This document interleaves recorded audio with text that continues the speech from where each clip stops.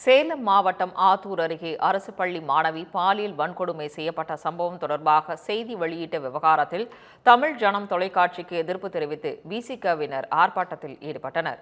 சேலம் மாவட்டம் ஆத்தூர் அடுத்த மல்லியக்கரை அரசு மேல்நிலைப் பள்ளியில் 7ஆம் வகுப்பு மாணவி 11ஆம் வகுப்பு மாணவர்கள் 3 பேரால் பாலியல் வன்கொடுமைக்கு உள்ளாக்கப்பட்டார். இந்த சம்பவத்தை மறைக்க பள்ளியின் பெற்றோர் ஆசிரியர் கழகத்தின் தலைவரும் திமுக நிர்வாகியுமான ஜோதி மற்றும் விடுதலை சிறுத்தைகள் கட்சியினர் பேரத்தில் ஈடுபட்டுள்ளனர். இதையடுத்து சிறுமியின் பெற்றோர் கடந்த 11ஆம் தேதி ஆத்தூர் அனைத்து மகளிர் காவல் நிலையத்தில் புகார் அளித்தனர்.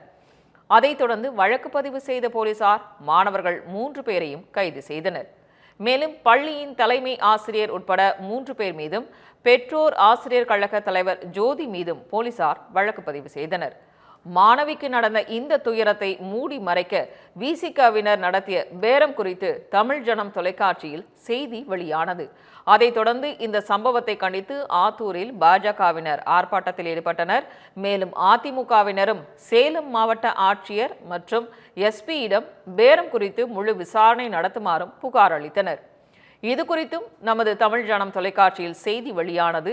இந்நிலையில் மாணவிக்கு நடந்த துயரம் குறித்தும் அதனை மூடி மறைக்க முயன்றது குறித்தும் நேர்மையான செய்தி வெளியிட்ட தமிழ் ஜனம் தொலைக்காட்சிக்கு எதிர்ப்பு தெரிவித்து ஆத்தூரில் விடுதலை சிறுத்தைகள் கட்சியினர் ஆர்ப்பாட்டத்தில் ஈடுபட்டனர். அப்போது தமிழ் ஜனம் தொலைக்காட்சியின் சின்னத்தை தீயிட்டு கொளுத்தி கண்டன முழக்கங்களையும் எழுப்பினர். தமிழ் ஜனனம் சேனலை ரத்து செய், ரத்து செய், கண்டிக்கின்றோம், கண்டிக்கின்றோம், விடுதலை சிறுத்தைகள் கண்டிக்கின்றோம்.